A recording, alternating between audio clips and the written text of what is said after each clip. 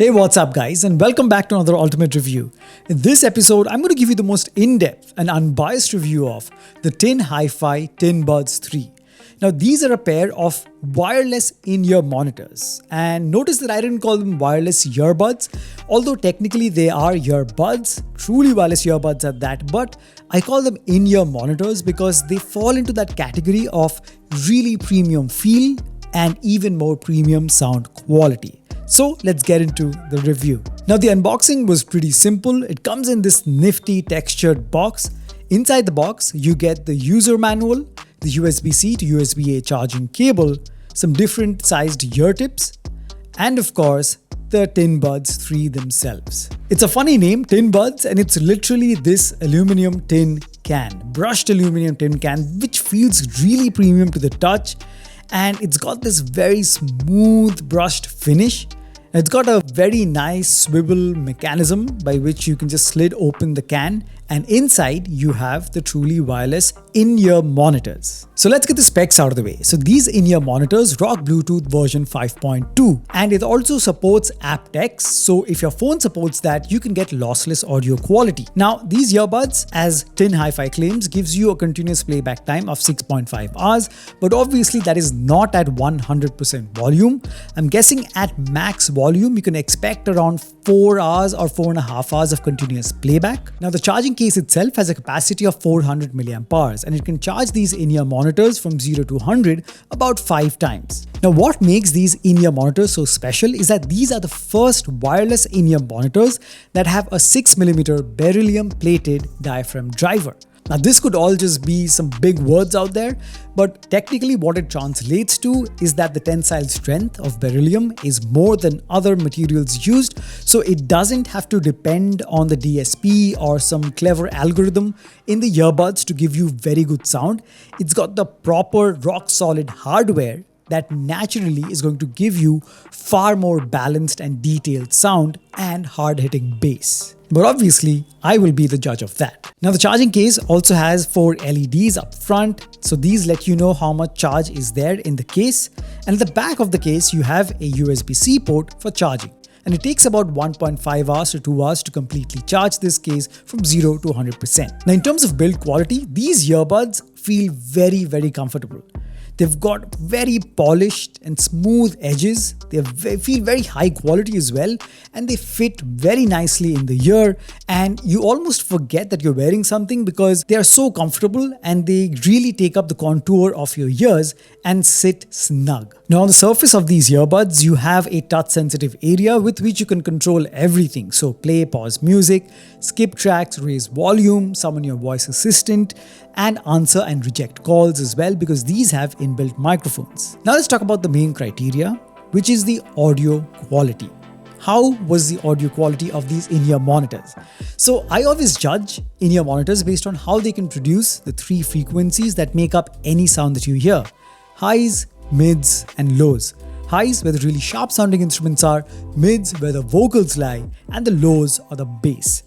Now, the reason I didn't just call them your run-of-the-mill earbuds is because from the get-go, when I first listened to the song or the music with which I was testing these earbuds, I kind of fell in love with them. Because the highs are so pristine, they are so sharp without any sibilance, they are rich, and they are so clean.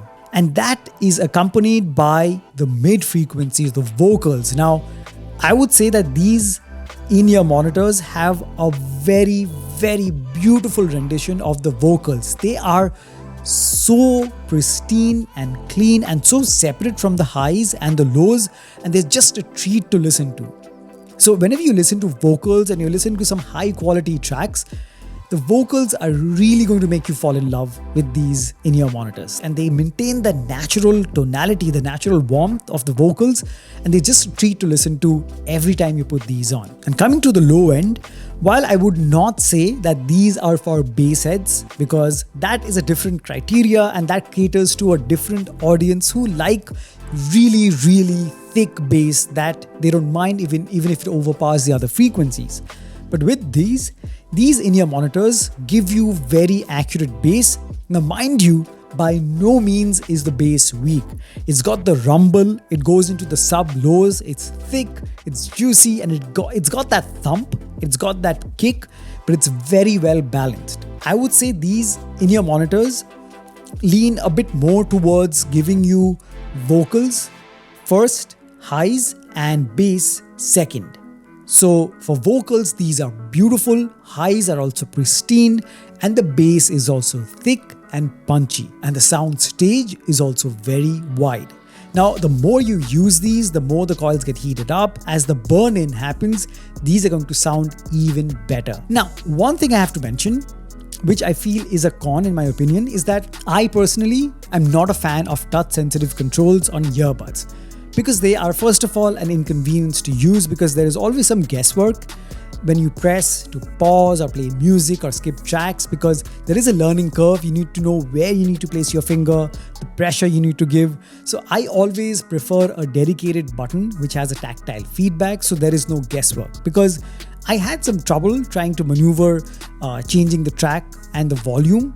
That could be just me and my lack of coordination with my fingers, but I think that is something they should improve upon.